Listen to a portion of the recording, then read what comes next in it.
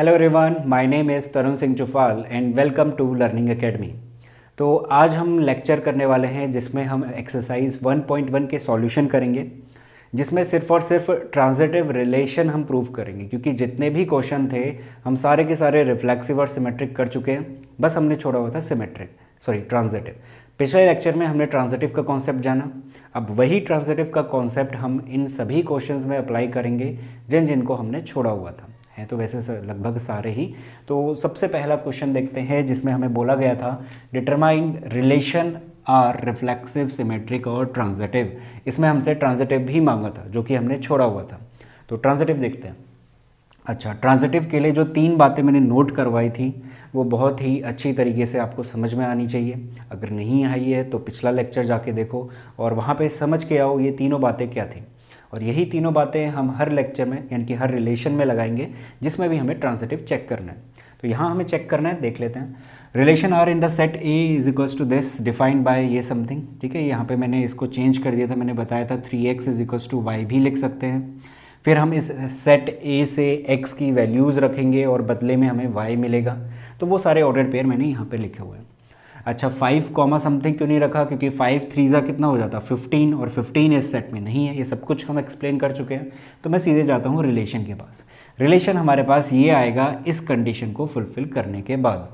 ठीक है, अब आप ये सारी चीज़ें जो कि नोट में लिखाई हुई हैं, 3 चीज़ें ट्रांजिटिव के लिए, वो आप यहाँ पे अप्लाई करोगे। ट्रांजिटिव के लिए सबसे पहले है कि check all ordered pair of relation के जितने भी ऑर्डर्ड पेयर रहेंगे सबको आपको चेक करना है, सब के सब कंडीशन फुलफिल करने चाहिए। देखते हैं, आप गए पहले ऑर्डर्ड पेयर के पास, 1,3 दिखा। ठीक है, आप देखने गए 3, समथिंग, क्योंकि हमने देखा हुआ है ना कि अगर A1 और A2 रिलेशन में है और यहाँ पे एंड लगा हुआ था, A2, A3 भी रिलेशन में है तो A1 और A3 होना ज़रूर चाहिए। अगर है तो ठीक है, नहीं है तो वो ट्रांजिटिव नहीं होगा। ये बात यहाँ पे लिखी हुई थी। सही है, तो देखते हैं 1,3, 3, समथिंग दिख गया, 3,9 है। अब मेरे लिए बेहद ज़रूरी है कि 1,9 भी इस रिलेशन में हो। 1,9 कि ये है 1,3, 3,9, A1 और A3 ये रहा 1,9, ये होना चाहिए। क्यों? क्योंकि ये वाली कंडीशन है आखिरी वाली। अगर A1 और A2 और A2, A3 दोनों रिलेशन में है तो A1, A3 ज़रूर होना चाहिए, नहीं तो R ट्रांजिटिव नहीं होगा। ठीक है, नहीं होने के लिए सिर्फ यही एकमात्र कंडीशन है। तो 1,3 गए, 3,9 मिला, 1,9 है क्या? नहीं है। इसका मतलब ये ट्रांजिटिव नहीं होगा। मैं यहाँ पे लिख रहा हूँ, क्रॉस मार रहा हूँ, ये ट्रांजिटिव नहीं होगा। आप रीज़न लिख सकते हो। रीज़न क्या लिखोगे कि 1,3 बिलोंग करता है R को। मैं यहाँ पे लिख लेता हूँ क्या, 1,3 बिलोंग करता है R को, एंड 3,9 बिलोंग करता है R को, R का मतलब रिलेशन को, but 1,9 does not belongs to R, hence this relation is not transitive।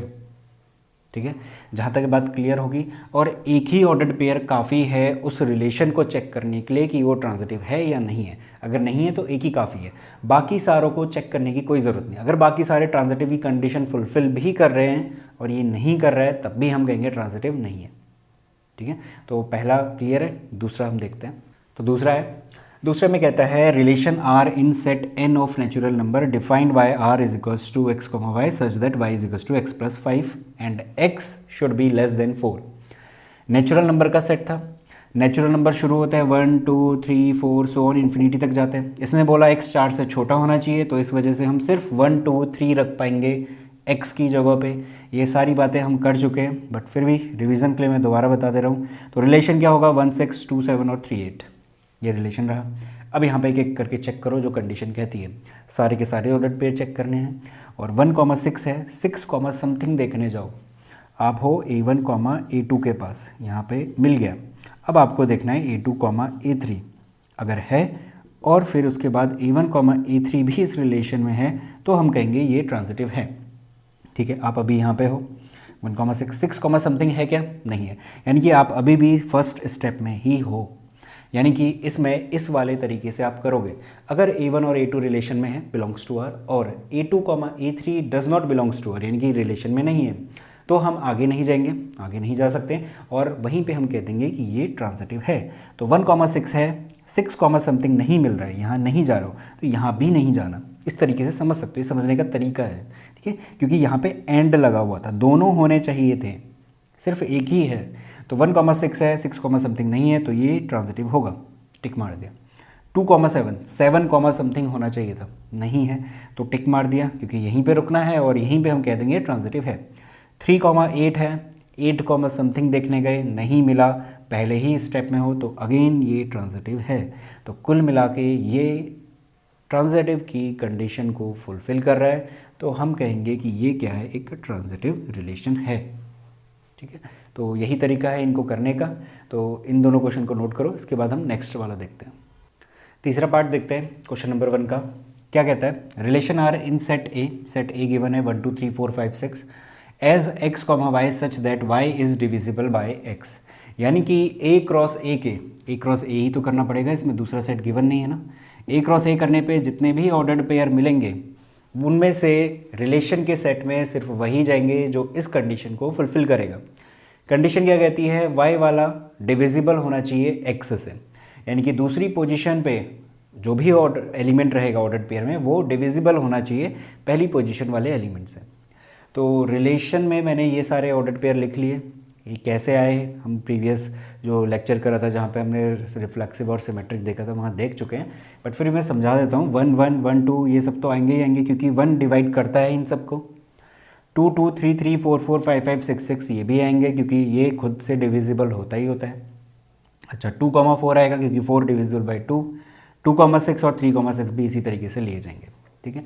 इसके अलावा और कोई भी हम नहीं ले सकते, क्योंकि वो इस कंडीशन को फुलफिल नहीं करेगा, ठीक है। अब हम करेंगे ट्रांजिटिव का कंडीशन को अप्लाई। हर एक ऑर्डर्ड पेयर पे चेक करना है ट्रांजिटिव की कंडीशन और देखते हैं क्या मिलता है। अच्छा 1,1 मिला, ठीक है, 1,1 है। आप देखने गए क्या 1 समथिंग। अब यहाँ पे ये कन्फ्यूजन हो सकता है क्या कि 1,1 है, ठीक है, 1 समथिंग देखने गए, बट इस रिलेशन में तो काफ़ी सारे 1 समथिंग है, तो क्या सबके साथ करना पड़ेगा? हाँ, सबके साथ हमें चेक करना पड़ेगा। तो ज़्यादा टाइम लगेगा ऑफ कोर्स, क्योंकि हमारे पास रिलेशन इतना बड़ा है और इतने सारे हमारे पास ये ऑर्डर्ड पेयर मिल रहे हैं जो कि 1 समथिंग वाले हैं, तो टाइम लगेगा, बट चीज़ें भी समझ में आनी चाहिए, क्योंकि ये डाउट हो सकता है कि 1,1 है, 1 समथिंग देखने गए, इतने सारे मिल रहे हैं, सबको चेक करना है, जैसे कि मैंने कहा करना है, तो करते हैं एक करके। 1,1 है, 1,2 देखने गए, सॉरी 1,2 आपको मिला। अब आपको 1,2 मिलना चाहिए, क्योंकि आपको दोनों मिल गए ना, ये वाली कंडीशन हो रही है कि A1 A2 है, A2 A3 दोनों मिल गए। अब आपको ज़रूरी है कि A1 और A3 भी मिले। अगर मिलता है तो सेटिस्फाई कर रहा है, नहीं मिलता है तो ट्रांजिटिव नहीं होगा। तो 1,1 है, 1,2 मिला, अब 1,2 का होना ज़रूरी था, वो खुद ये है, तो ये ट्रांजिटिव हो रहा है। तो पहली कंडीशन फुलफिल कर रहा है पहला ऑर्डर्ड पेयर। 1,2 देखने गए, अब 2 समथिंग देखो, ये रहा, ये रहा, ये रहा, सबके साथ करना पड़ेगा, ठीक है। तो 1,2 है, 2 समथिंग देखने गए, उससे पहले हमने यहाँ पे एक मिस्टेक कर दी, मैंने 1,1 करा, 1,2 करा, 1,2 देखने गए, ठीक है कर रहा था, बट ये सारे हमने छोड़ दिए, ऐसा नहीं करना है, इन सबको भी लेना है। तो 1,1 है, अब देखो 1,3 ये रहा, क्योंकि ये क्या करेगा, अब A2, A3 का काम करेगा, A2, A3 का। अभी फ़िलहाल ये क्या कर रहा है, A1 और A2 का। अगर ये इन सभी के साथ भी कंडीशन फुलफ़िल करेगा तो हम कहेंगे ये ट्रांजिटिव की कंडीशन फुलफ़िल कर रहा है। तो 1,1 है, 1 समथिंग देखने गए, एक और मिल रहा है 1,3, 1,3 होना चाहिए, वो खुद ही है, ठीक है, कर रहा है। अच्छा एक और लेंगे, 1,1 है, 1,4 मिला, अगेन 1,4 मिलना चाहिए, वो ये रहा। 1,1 है, 1,5 मिला, 1,5 होना चाहिए, वो अगेन खुद ये है। 1,1 है, 1,6 मिला, 1,6 होना चाहिए, वो खुद ये है। सारे के सारे जितने भी 1 समथिंग हमें मिल रहे थे सबके साथ मैंने इसको सेटिस्फाई करवा दिया, यानी जो कंडीशन है फुलफ़िल हो रही है। तो अब मैं कहूँगा कि ये ट्रांजिटिव दिखा रहा है, अभी तो दिखा रहा है पहला वाला ऑर्डर्ड पेयर। तो इस तरीके से सबके साथ चेक करना है, ठीक है। अब 1,2 ये A1, A2 का काम करेगा अभी। अब मुझे देखना है 2 समथिंग, यहाँ तो कहीं नहीं है, यहाँ पे है 2,2, यहाँ पे भी है, यहाँ पे भी है, तो इन तीनों के साथ चेक करोगे। तो 1,2 है, 2 समथिंग, तो 2,2 है। अब 1,2 होना चाहिए था, तो खुद ये रहा, तो कर रहा है इसके साथ। अच्छा 1,2, 2,4, 1,4 होना चाहिए था, ढूंढो यहाँ पे, ये रहा 1,4 मिल रहा है, यानी कि कर रहा है। 1,2, 2,6, तो 1,6 होना चाहिए, वो ये रहा, कर रहा है। तो इसका मतलब जितने भी और 2 कॉमा समथिंग मिल रहे थे सबके साथ मैंने चेक करवा दिया कंडीशन फुलफिल हो रही है, तो टिक मार दिया। सिमिलरली 1,3, 1,4, 1,5 सब के लिए आप चेक करोगे कि करके सभी के लिए रिफ्लेक्स ट्रांजिटिव की जो कंडीशन है वो फुलफिल हो रही होगी। तो इसका जो आंसर आएगा वो आएगा ट्रांजिटिव। आप इसको करना एज अ होमवर्क ले सकते हैं, क्योंकि यही सारी चीज़ें हमें जो मैंने अभी 2 ऑर्डर्ड पेयर में चेक करवाई वही सब के लिए करना है। तो कोई ऐसा नया चीज़ नहीं है, इतने सारे हमने एग्जाम्पल देख लिए हैं और ये पॉइंट्स आपके साथ पड़े हुए हैं, इनको आप इसमें अप्लाई करते रहिए, खुद प्रैक्टिस करेंगे तो ही आएगा। तो मैं आंसर बता रहा हूँ सीधे, ये ट्रांजिटिव होगा। चेक करने का तरीका जैसा मैंने अभी करा। और अगर कोई डाउट रहता है तो आप कमेंट करिए, पर्टिकुलर इस क्वेश्चन के लिए आपको वीडियो मिल जाएगी, ठीक है। दूसरा, फोर्थ वाला, relation R in set z of all integers defined as r is equal to x comma y such that x minus y is an integer. Set कौन सा है? इंटीजर का है। हमसे कहता है कि x माइनस वाई करने पे भी इंटीजर मिले, इस तरीके के हमें ऑर्डर्ड पेयर लेने हैं, ठीक है। z क्रॉस z करा होगा, यहाँ पे काफ़ी सारे ऑर्डर्ड पेयर्स आएंगे जिनमें हर पोजीशन पे कोई इंटीजर बैठा हुआ है, ठीक है, क्योंकि उसके अलावा और कोई लेना भी नहीं है।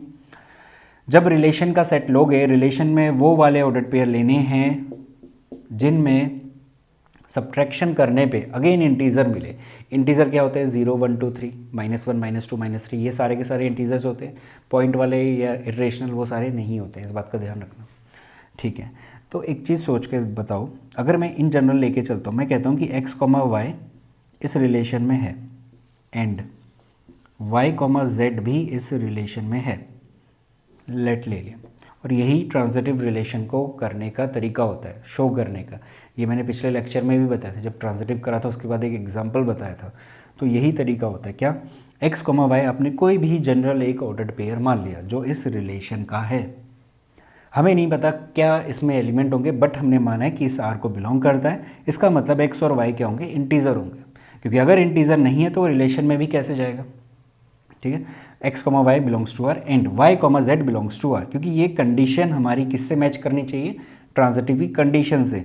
ये है a1 और a2 और ये है a2 और a3, ठीक है, a2 और a3, ठीक है। तो अब कंक्लूजन क्या निकालेंगे? इस वाले से क्या कंक्लूजन आएगा? इसका मतलब a1 minus a2 is an integer. इसका मतलब तो यही है कि a1 और x माइनस वाई, a1 और a2 नहीं, x माइनस वाई, क्योंकि हम क्या लेके चल रहे हैं? ऑर्डर्ड पेयर x, y का लेके चले। x माइनस वाई क्या होगा? इंटीजर आएगा, ठीक है। एंड y, z से क्या कंक्लूजन आएगा? इससे ये कंक्लूजन आएगा कि y माइनस z भी क्या है? इज एन इंटीजर, क्योंकि ये रिलेशन को बिलोंग करते हैं। अब रिलेशन को बिलोंग करते हैं तो इसका मतलब इंटीजर होंगे सब्ट्रैक्शन करने में, ठीक है। अब एक चीज़ बताओ, अगर ये दोनों आपके पास क्या है? x माइनस वाई और y माइनस जेड इंटीजर है, ठीक है। अगर मैं एक चीज़ लिखता हूँ यहाँ पे, x minus y plus y minus z करता हूँ, दोनों इक्वेशन को मैंने ऐड कर दिया, y से y कैंसिल हो जाएगा, क्या मिलेगा आपको? x minus Z. X minus Z again क्या मिलेगा? Is also an integer. ये भी क्या है? एक इंटीजर ही तो है, क्योंकि x, y और z ये सब के सब क्या थे? इंटीजर ही थे, ये रिलेशन में थे। और वहाँ से हमने निकाला ये और ये कंक्लूजन, और इन दोनों को मैंने जस्ट ऐड करा हुआ है, ठीक है। आप चाहे तो ऐड ना भी करो, आप ऐसे भी समझ सकते हो कि इन दोनों को सब्ट्रैक्ट करने पे इंटीजर मिल रहा है, इन दोनों को करने में भी इंटीजर मिल रहा है। x और z दोनों इंटीजर है, तो x माइनस जेड भी क्या मिलेगा? इंटीजर ही तो मिलेगा। तो इसका मतलब क्या हुआ? x, z also belongs to R, ठीक है। x, z भी क्या है? r को बिलोंग करता है। तो देखो क्या मिला? y, z r को बिलोंग करता है, y, z r को बिलोंग करता है, और x, z भी तो r को बिलोंग करता है। तो a1, a2, a3 इस रिलेशन में हैं, लेके चले थे। तो यानी कि आखिरी वाला a1, a2, a3 दोनों इस रिलेशन में, तो a1 और a3 का होना बहुत ज़रूरी था, जो कि मिल रहा है। x, z भी इस रिलेशन में, और अगर ऐसा हो रहा है इसका मतलब ये क्या हो गया? ट्रांजिटिव हो गया। तो यही तरीका है इसको इन जनरल समझने का कि ये रिलेशन एक ट्रांजिटिव रिलेशन होने वाला है, ठीक है। तो मैं यहाँ पर टिक मार रहा हूँ कि ये ट्रांजिटिव है। तो इस चीज़ को नोट करो। इसके बाद हम नेक्स्ट क्वेश्चन देखते हैं। तो क्वेश्चन नंबर 1 का फिफ्थ पार्ट देखते हैं। फिफ्थ पार्ट में हमसे कहता है कि relation R in set A of human beings in a town at a particular time given by this. कुल मिला के इसमें 5 पार्ट और दे रखे हैं, ए बी सी डी करके, और इस सेट में पहले तो ये रिलेशन देखना है और ट्रांजिटिव है या नहीं वो चेक करना है। सेट समझना बेहद ज़रूरी है और रिफ्लेक्सिव और सिमेट्रिक समझाते हुए मैंने समझाया था, बट फिर एक और बार रिपीट कर देता हूँ कि ए सेट में क्या है, सभी तरीके के ह्यूमन बींग्स हैं। हमें नहीं पता H1 मेल है, फीमेल है, बच्चा है, बड़ा है, किस तरीके का ह्यूमन बींग है, बस हमें कंसिडर करना है ह्यूमन बींग, ज़्यादा डिटेलिंग में नहीं जाना। H1, H2, H3 so on, इस तरीके के यहाँ पे ह्यूमन बींग्स हैं, उसका पूरा कंप्लीट सेट है जो कि क्या है, इनफाइनाइट है। इस वजह से मैंने डॉट डॉट लगाया। क्या किया होगा, ए क्रॉस ए निकाला गया होगा, वहाँ पे हमारे पास different kinds of ordered pair आएंगे जो कि इनफाइनाइट है, ठीक है।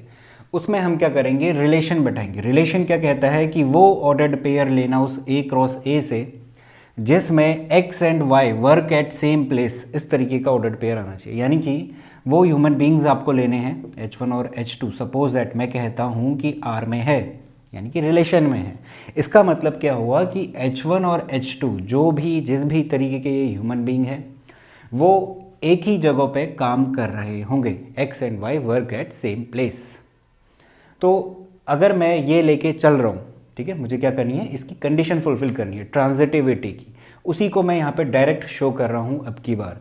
और यही सेम तरीका हमें लगभग हर क्वेश्चन में फॉलो करना होता है जहाँ पे भी हम ट्रांजिटिविटी प्रूफ करेंगे। आगे के जितने क्वेश्चंस हैं जहाँ पे हमें इक्विवेलेंस रिलेशन प्रूफ करना होता है, वहाँ पे भी ट्रांजिटिव प्रूफ करने के लिए हम यही तरीका अपनाएंगे जो मैं अभी दिखाने वाला हूँ। करने का यही तरीका होता है। क्या लिया जाता है कि मैं ले लेता हूँ कि let H1, H2 belongs to R। Condition ज़रा याद करो, कंडीशन क्या थी हमारे पास, कंडीशन ये थी कि अगर A1, A2 R को बिलोंग करता है एंड A2, A3 R को बिलोंग करता है, तो A1 और A3 ये भी क्या होना चाहिए, R को बिलोंग करना चाहिए। तो वही चीज़ हम लेके आने की कोशिश करेंगे। तो हम यहाँ पे दोनों चीज़ें लेट करेंगे। हम कहेंगे let H1, H2 belongs to R implies, इस बात को इम्प्लाई क्या करता है, यानी कि इस बात का मतलब क्या है वो भी लिखेंगे साथ के साथ। इस बात का ये मतलब है कि H1 and H2 work at same place, यही तो मतलब होगा, क्योंकि ये क्या है, रिलेशन में जा रहा है। ठीक हो गया, इसको मैं 1 मार्क कर देता हूँ। दूसरा क्या लेट करेंगे कि H2, H3 भी क्या है, रिलेशन में है, क्योंकि हमारे पास दोनों के दोनों होने चाहिए ना। अगर मुझे ट्रांजिटिविटी शो करनी है तो दोनों के दोनों होने चाहिए। अच्छा, यहाँ पे ये कन्फ्यूजन आता है, क्या पूछते हैं अक्सर कि अगर सिर्फ हम H1, H2 लेके चल रहे होते, अभी तो हम दोनों लेके चल रहे हैं, अगर सिर्फ H1 और H2 लिया जाता है, H2, समथिंग नहीं मिल रहा होता, उस केस में क्या होगा, उस केस में वो ट्रांजिटिव होगा। यही तो मैंने यहाँ पे डिस्कस करा हुआ था, ये वाला सेकंड वाला पॉइंट। क्या बोला था इसमें, अगर A1 और A2 रिलेशन को बिलोंग करता है, A2, A3 आपको नहीं दिखाई दे रहा है, तो हम आगे नहीं जाएंगे और वो रिलेशन ट्रांजिटिव हो जाएगा। तो यहाँ पे वो वाला केस छोड़ा जाता है, सिंपल ये वाला लिया जाता है जिसमें हम दोनों कंसीडर करके करें। क्योंकि अगर एक ही है, यानी H1 और H2 उस रिलेशन में है, तो जाहिर सी बात है कि वो ट्रांजिटिव होगा ही होगा। हमें किसके लिए शो करना है, इस चीज़ के लिए। तो हम दोनों लेके चलेंगे, let H1, H2 belongs to R and, मैं एंड लगा रहा हूँ, H2, H3 belongs to R। अब इसका क्या मतलब हुआ, इसका मतलब ये हुआ H2 and H3 work at same place. इसका मतलब भी तो यही हुआ, H2, H3 सेम प्लेस में काम करते हैं। अब देखो दोनों इक्वेशन का कंक्लूजन क्या है, दोनों इक्वेशन से कंक्लूजन निकालेंगे। क्या, H1 और H2 दो अलग अलग इंसान थे जो कि एक ही जगह पे काम कर रहे थे। दूसरे में क्या लिखा, यही H2 वाला इंसान जो पहली इक्वेशन में काम कर रहा था ना, H1 के साथ पहली इक्वेशन में रखा हुआ था, यही दूसरी इक्वेशन में H3 के साथ क्या कर रहा है, सेम प्लेस पे काम कर रहा है। तो अब कंक्लूजन यही तो निकला कि H1 और H3 भी उसी जगह पे काम कर रहे होंगे जहाँ पे H2 है, क्योंकि H2 दोनों जगह पे कॉमन है। ठीक है, वो ह्यूमन बीइंग है, एक ही टाइम पे दो अलग अलग जगह पे तो हो नहीं सकता। तो इस वजह से फर्स्ट और सेकंड, यहाँ से क्या इम्प्लीकेशन आया, यहाँ से ये इम्प्लीकेशन आया कि इट इम्प्लाइज, यहाँ से आप लिख सकते हो कि H1, H3 belongs to R, या फिर आप ऐसा नहीं लिखना चाहते तो ऐसा लिखेंगे कि from 1 and 2 H1 and H3 also work at same place। दोनों के दोनों क्या कर रहे हैं, सेम प्लेस में काम कर रहे हैं, ये इम्प्लीकेशन आया है। तो आप यहाँ से इम्प्लाइज दैट करके लिख सकते हैं H1, H3 belongs to R। थोड़ा सा कंजेस्टेड हो गया बट समझ आ चुका होगा, H1, H3 belongs to R। तो यही सेम तरीका हम लगभग हर क्वेश्चन में फॉलो करेंगे। तो यही पैटर्न होता है ट्रांजिटिव को शो करने का। पहला ऑर्डर्ड पेयर लेंगे, उससे कंक्लूजन निकालेंगे, दूसरा लेंगे, उससे कंक्लूजन निकालेंगे, दोनों इक्वेशन को मार्क करेंगे और वहाँ से कंक्लूजन निकालेंगे कि H1 और H3 भी क्या है, इस रिलेशन को बिलोंग करता है। तो पहला वाला क्लियर होगा। दूसरा वाला देखते हैं। दूसरा वाला भी लगभग सेम है। यहाँ पे वर्क एट सेम प्लेस था ना, यहाँ पे लिख रहा है x and y live in same locality. कुछ नहीं करना, सेम वही चीज़ें करते हैं। मैं यहाँ पे अगेन ले लेता हूँ, late H1, H2 belongs to R। ये तो लेना ही पड़ेगा। इसका मतलब क्या हुआ, H1 and H2 live in same locality. इस बात का यही मतलब हुआ कि दोनों के दोनों क्या कर रहे हैं, एक ही जगह पे रह रहे हैं।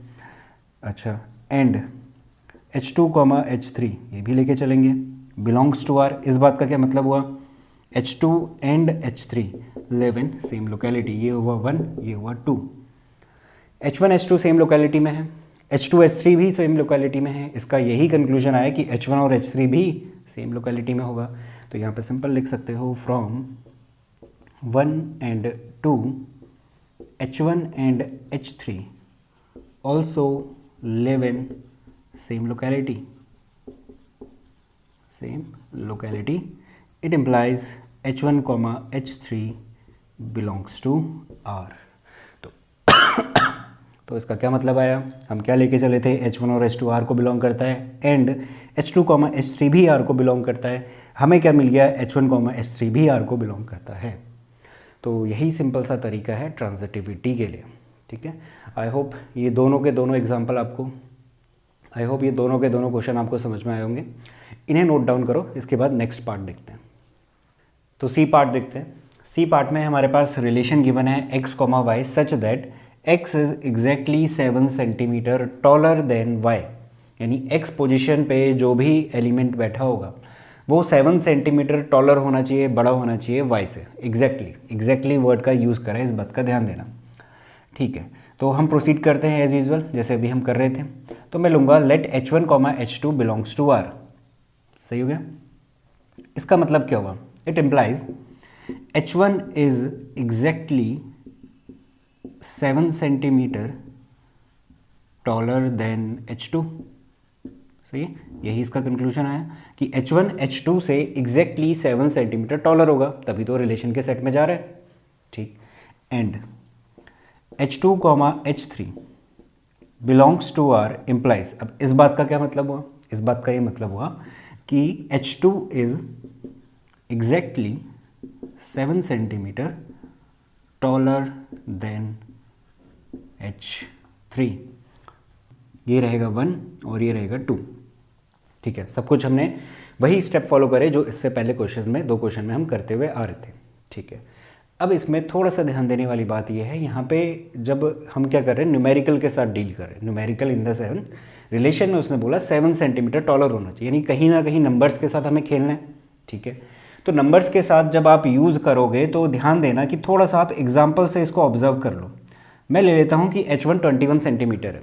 ठीक है, H2 कितना लेना पड़ेगा, H2 लेना पड़ेगा फिर हमको 14 सेंटीमीटर, तभी तो जाके एग्जैक्टली 7 सेंटीमीटर का गैप आएगा। किसके बीच में, H1 और H2 के बीच में। और H1 क्या होना चाहिए, एग्जैक्टली 7 सेंटीमीटर टॉलर होना चाहिए। इस वजह से H1 21 लिया, H2 मैंने 14 ले लिया। ठीक है, क्योंकि इस तरीके से अगर आप करोगे, एक तो जनरल तरीका है साथ के साथ, और एग्जाम्पल भी आपने ले लिया नंबर को लेके, तो आप जज कर पाओगे ट्रांजिटिव हो भी रहा है या नहीं हो रहा है। पहले तो हमें यही चेक करना है ट्रांजिटिव हो रहा है या नहीं हो रहा है। ये जो चीज़ें मैंने लिखी, ये तो आपको हर क्वेश्चन में लिखना है लगभग, तो वैसे ही याद हो जाता है कि ये चीज़ लिखनी ही लिखनी है। उसके बाद का जो काम है, अंडरस्टैंडिंग वाला पोर्शन, और उसके बाद एग्जाम्पल ढूंढना, काउंटर एग्जाम्पल ढूंढना, वो सारी चीज़ें आपको देखनी पड़ेंगी। तो वही तरीका है क्या। अब देखो H2 यहाँ पे इस ऑर्डर्ड पेयर में जो H2 था वही इस ऑर्डर्ड पेयर में भी है, यानी कि अभी भी इस H2 की हाइट कितनी होगी, 14 सेंटीमीटर ही होगी, है ना। यहाँ पे मैंने 14 सेंटीमीटर लिया हुआ है, यहाँ पे 14। अब मैं ये कह रहा हूँ कि ये ऑर्डर्ड पेयर रिलेशन में जा रहा है। ठीक है, और मैं ये भी कह रहा हूँ कि H2 7 सेंटीमीटर एग्जैक्टली टॉलर होगा H3 से। इसका मतलब मुझे मजबूरी है कि H3 की हाइट मुझे 7 सेंटीमीटर लेनी पड़ेगी, तभी जाके तो रिलेशन में जा पाएगा। क्योंकि हमें लेना ही ये है कि ये ऑर्डर्ड पेयर रिलेशन में जा रहा है, वो तब जाएगा जब H3 की हाइट 7 सेंटीमीटर होगी। ये जस्ट हमने एज्यूम किया हुआ, ऐसा कोई ज़रूरी नहीं कि यहाँ पे जो H1, H2, H3 हैं इनकी हाइट यही हो। हम जस्ट एक एग्जांपल ले रहे हैं कि ऐसा हो भी रहा है या नहीं हो रहा है। ठीक है, अब देखो, अब क्या हुआ, अब हमें चाहिए क्या होता था यहाँ से, हमें ये चाहिए होता था कि H1 H3 इस रिलेशन में आ जाए। तो ये वो कैसे आता था, हम कहते थे कि from equation 1 and 2 we can clearly observe H1 H3 belongs to R। अभी जो पिछले क्वेश्चन करे ना वहाँ पे सिंपली दिख जा रहा था हमें। अब यहाँ पे सिंपल नहीं है, क्यों? H1 की हाइट कितनी है, 21 सेंटीमीटर है। H3 की हाइट कितनी है, 7 सेंटीमीटर है। क्या दोनों के बीच में गैप 7 सेंटीमीटर का है क्या? नहीं है, ये तो 14 सेंटीमीटर का गैप हो गया। यानी कि ये सिंपल सा ऑर्डर्ड पेयर H1 H3, जब हमने एक सिंपल सा क्या लिया है, एग्जाम्पल लिया है, कुछ अपनी तरफ से हाइट ले ली है, ये फुलफिल नहीं कर रहा है।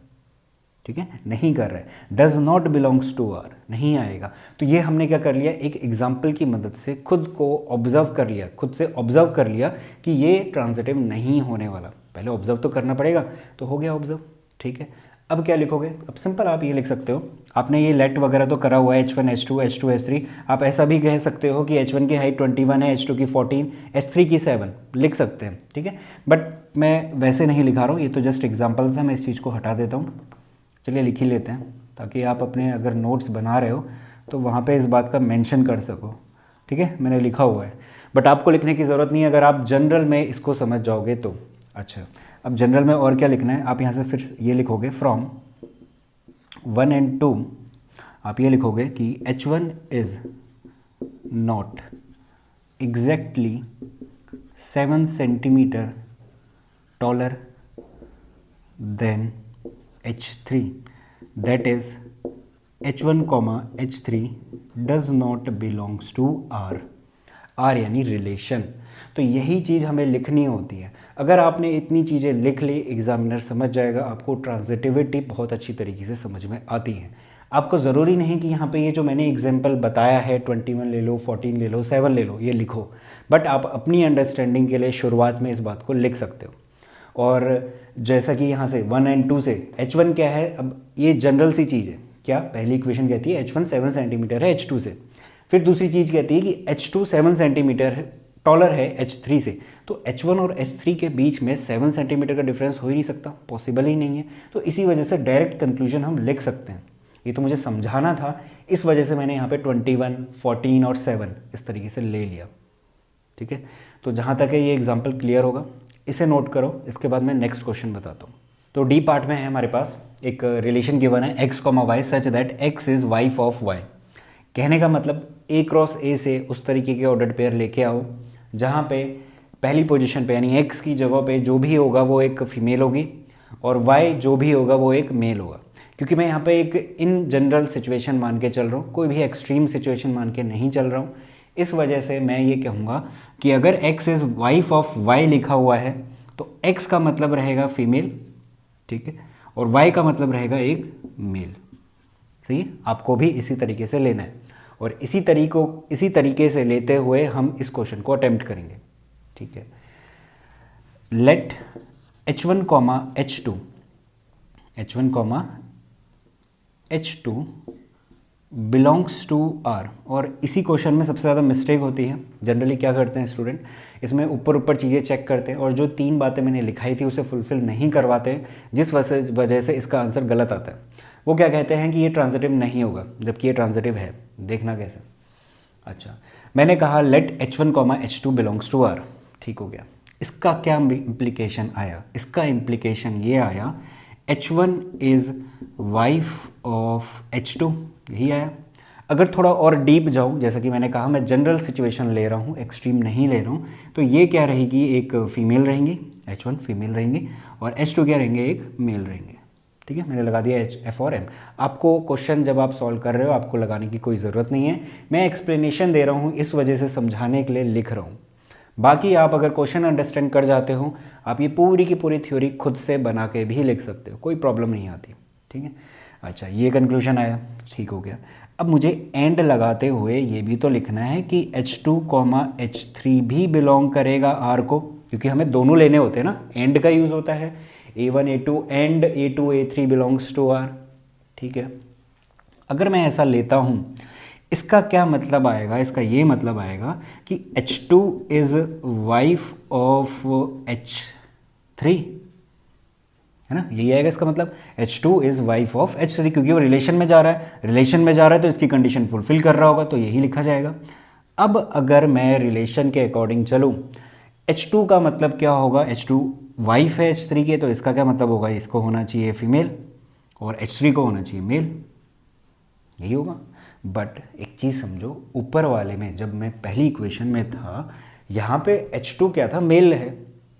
अब दूसरे वाले रिलेशन में मुझे H1 H2 मिल रहा है, H2, H3 दे रहा हूँ, तो उस H2 को फीमेल होना पड़ रहा है, जो कि पॉसिबल नहीं है। ये तो हम क्या लेके चल रहे हैं, मेल है। अगले स्टेप में दूसरे ऑर्डर्ड पेयर में ये कैसे फीमेल में चेंज हो जाएगा, नहीं हो सकता, ठीक है। तो इसका मतलब क्या हुआ यहाँ पे, ये रहेगा तो मेल ही, है ना, ये रहेंगे मेल ही, बाकी जो भी मिले। बट एक चीज़ समझने वाली ये है कि H1, H2 मिलने में कोई प्रॉब्लम नहीं है आपको, यानी कि A1 और A2 तो मिल जा रहा है, A1, A2 मिल जा रहा है। बट आप जब A2, A3 ढूंढने जा रहे हो इस रिलेशन के सेट में, वो आपको नहीं मिल रहा है। क्यों नहीं मिल रहा है, इस वजह से नहीं मिल रहा है, कंडीशंस कॉन्ट्राडिक्ट हो रही हैं। यहाँ पे वो मेल है, यहाँ पे आके आपको फीमेल लेना पड़ेगा, तब जाके वो रिलेशन में जाएगा। तो इसका ये मतलब हुआ कि H1, H2 तो आपको मिल रहा है, बट आप जब H2, समथिंग ढूंढने जा रहे हो, जो कि मैंने यहाँ पे H3 ले लिया है, वो इस रिलेशन में है ही नहीं, वो जा ही नहीं सकता, क्योंकि H2 यहाँ पे मेल है, यहाँ पे उसे फीमेल होना पड़ेगा, तब जाके वो रिलेशन में जाएगा। इस बात को समझने की कोशिश करना, ठीक है। तो किस कंक्लूजन पे पहुँचे आप इस कंक्लूजन पे पहुँचे कि इसमें A1, A2 तो है, A1, A2 belongs to R, और A2, A3 does not belongs to R, क्योंकि हमें H1, H2 मिल रहा है, but H2, H3 does not belongs to R, ठीक है। तो हम आगे नहीं जाएंगे और R ट्रांजिटिव हो जाएगा, जो कि रिलेशन है वो ट्रांजिटिव हो जाएगा। तो यहाँ पे क्या हो रहा है, हमें सिर्फ एक ही ऑर्डर्ड पेयर देखने को मिल रहा है। और ये बात मैंने ट्रांजिटिव जब मैं पढ़ा रहा था, ये 3 पॉइंट्स लिखाए थे, इन्हीं 3 पॉइंट से आपको हर क्वेश्चन में लगाना है और ये पता करना है ट्रांजिटिव कब है कब नहीं है। तो जहाँ तक ये बात क्लियर होगी कि इसमें सिर्फ एक ही काइंड के ऑर्डर्ड पेयर दिख रहे हैं, आगे हम जा नहीं सकते, क्योंकि हमें H2, H3 मिल नहीं रहा है, तो उसके आगे की बात भी हम नहीं कहेंगे और यहीं पे हम कह देंगे कि ये क्या है, ट्रांजिटिव है। इस बात को कैसे लिखोगे आप, इस बात को सिंपल आपको ऐसे लिखना है कि let H1, H2 belongs to R implies H1 is wife of H2। Female और मेल आप हटा सकते हो, अभी अगर नोट्स कॉपी बना रहे हो वहाँ पे लिखो, बट जब आप बोर्ड में लिखोगे या एग्जाम में लिख रहे हो तो वहाँ पे इन चीज़ों का यूज़ करना कोई कंपलसरी नहीं है। मैंने मार्क कर दिया 1। अब मैं लिखूंगा but H2, H3 does not belongs to R, H2, H3 does not belongs to R। इसको मैं कट कर रहा हूँ, H2, H3 does not belongs to R because H2 can't be wife of H3। H2 H3 की wife नहीं हो सकती। अब आपको एक्सप्लेनेशन देने की कोई ज़रूरत नहीं है कि ये मेल है फीमेल है, आप उस चीज़ को स्किप कर सकते हो। एग्जामिनर अंडरस्टैंड कर जाएगा कि आपने क्वेश्चन समझ लिया है और आपको आता है अच्छी तरीके से, इतना ही काफ़ी होता है, इनफ है। तो but H2, H3 does not belongs to R because H2 can't be wife of H3, hence R is transitive. बस सिंपल सी यही चीज़ है, यही 3 पॉइंट आपको हर क्वेश्चन में अप्लाई करने हैं और क्वेश्चन का जो भी आंसर है वो आपको मिल जाएगा और बिल्कुल सही मिलेगा। तो ये पूरी थ्योरी है इसमें जो आपको लिखनी है, ठीक है। इसे नोट करो, इसके बाद नेक्स्ट क्वेश्चन बता दो। तो इस क्वेश्चन का आखिरी पार्ट देख लेते हैं। इसमें दिया हुआ है x, y such that x is father of y। इस तरीके के ऑर्डर्ड पेयर हमें a क्रॉस a से निकाल के लाना है और चेक करना है ट्रांजिटिव हो रहे हैं या नहीं। तो हम ले लेंगे simple, let H1, H2 belongs to R। इसका क्या मतलब होगा, इसका मतलब यही होगा कि H1 is father of H2। इस तरीके क्वेश्चन अगर कभी आपको मिल जाए ना, जैसे अभी पिछला वाला क्वेश्चन भी था जिसमें वाइफ वगैरह था, तो आप उसका जो कंक्लूजन है वो लिख लिया करो। कंक्लूजन इन द सेंस किसी को मेल किसी को फीमेल मार्क कर लो अपने समझने के लिए। यहाँ पे भी मैं ऐसे ही करने वाला हूँ। मैं थोड़ी देर के लिए इस सिचुएशन को आपके हिसाब से बैठा के देखता हूँ। आप क्या लीजिए, आप हो सन अपने फादर के और उनके फादर ले लीजिए ग्रैंडफादर को। तो मैं H1 को ले रहा हूँ थोड़ी देर के लिए ग्रैंडफादर, ठीक है, और H2 को ले रहा हूँ फादर यानी कि आपके फादर, और H1 कौन है, ग्रैंडफादर, ठीक है, तो ये कंडीशन बिल्कुल ठीक है, यानी H1 is father of H2, सही बात है। आपके ग्रैंडफादर आपके फादर के फादर हैं, वही बात है वहाँ पे। तो H1 is father of H2, तो चीज़ें रिलेट हो जाती हैं और आसान हो जाता है समझना। अब क्या होगा, एंड मुझे ये लेना पड़ेगा कि H2, H3 belongs to R, ठीक है।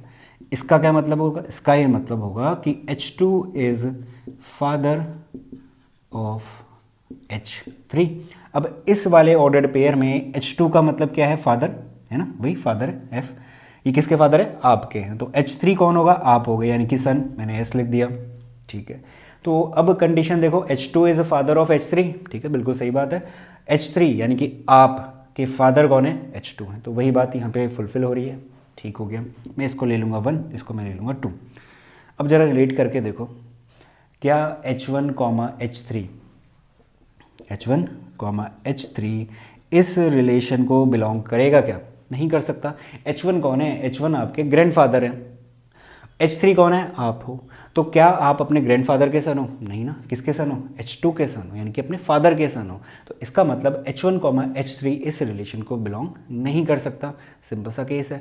अब इस बात को आपको थ्योरी में कैसे लिखोगे, अब थ्योरी में आप इसको ऐसे लिखोगे कि from 1 and 2 H1 can't be father of H3, H1 H3 का फादर नहीं हो सकता। It implies H1, H3 does not belongs to R, simple सी चीज़ है, ठीक है।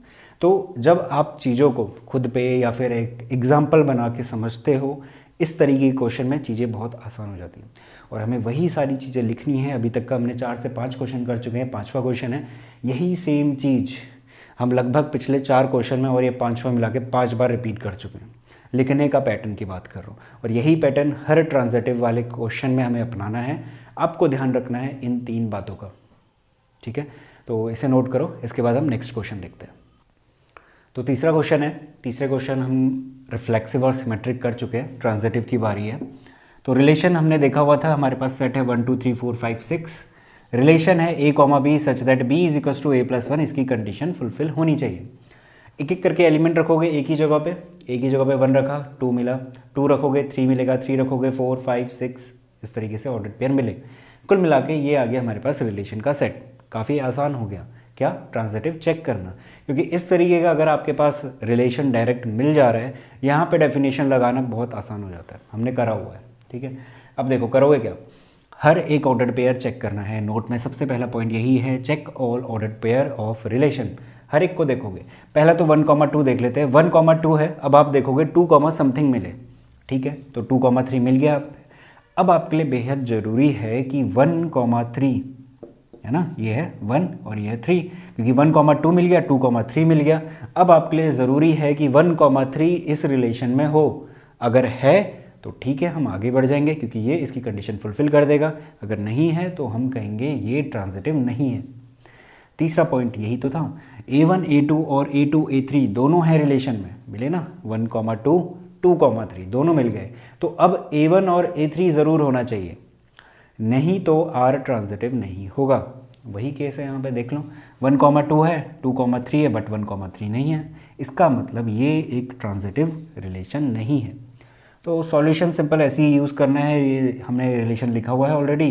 ट्रांजिटिव की आप डेफिनेशन लिखोगे और यहाँ पे लिखोगे here 1, 2 belongs to R and 2, 3 belongs to R, but अब क्या ज़रूरी था 1, 3 का होना, वो है नहीं, तो हम लिखेंगे but 1, 3 does not belongs to R, so R is not transitive. तो R क्या हो जाएगा हमारे पास, ट्रांजिटिव नहीं होगा। एक डाउट ये रह सकता है कि अभी तक का जितने क्वेश्चन हमने करे, ट्रांजिटिव का केस की बात कर रहा हूँ, वहाँ पे हम इन जनरल अप्रोच लेते हुए सब कुछ शो कर रहे थे। बट एक चीज़ बात समझना, वो थोड़े से इन जनरल क्वेश्चन थे, वहाँ पे सेट काफ़ी बड़ा था। कभी ह्यूमन बींग्स का सेट लिया जा रहा था, कभी रियल नंबर्स का सेट लिया जा रहा था। यहाँ पे तो गिनती के 6 एलिमेंट हैं, है ना। यहाँ पे आप रिलेशन निकाल के एट अ टाइम जज करके बता सकते हो कि ट्रांजिटिव है या नहीं है। यहाँ पे दिख रहा है ट्रांजिटिव नहीं है, तो जिस केस में ट्रांजिटिव, रिफ्लेक्सिव, सिमेट्रिक ये तीनों के तीनों नहीं होते ना, तो वहाँ पे आप एग्जाम्पल ढूंढना शुरू करा करें। तो यहाँ पे वो एग्जाम्पल लिए, तो वो एग्जाम्पल एक तरीके से काउंटर एग्जाम्पल कहलाता है। तो वो क्या कर रहा है, ट्रांजिटिव की कंडीशन को फुलफिल नहीं कर रहा है, तो सिंपल सी हम इसमें ला के ख़त्म कर सकते हैं। तो इन जनरल लिखना ज़रूरी नहीं है इस तरीके के क्वेश्चन में जहाँ पे ट्रांजिटिव, रिफ्लेक्सिव या सिमेट्रिक नहीं हो रहे होते। तो इस चीज़ को नोट करो। इसके बाद नेक्स्ट क्वेश्चन देखते हैं। तो क्वेश्चन नंबर 4 देखते हैं। 4th क्वेश्चन में हमारे पास है शो दैट रिलेशन आर, ये रिलेशन वाला आर है, इन आर, ये रियल नंबर वाला आर है, ये वैसे मैंने बता चुका हूँ, ये रियल नंबर वाला आर है। Defined as R is equals to A comma B such that A less than equals to B, ये कंडीशन फुलफिल होनी चाहिए उन ऑर्डर्ड पेयर में। अगर ये कंडीशन फुलफिल हो रही है, वो सारे के सारे ऑर्डर्ड पेयर कहाँ से आएंगे, आर क्रॉस आर से, रियल नंबर का सेटअप की बार।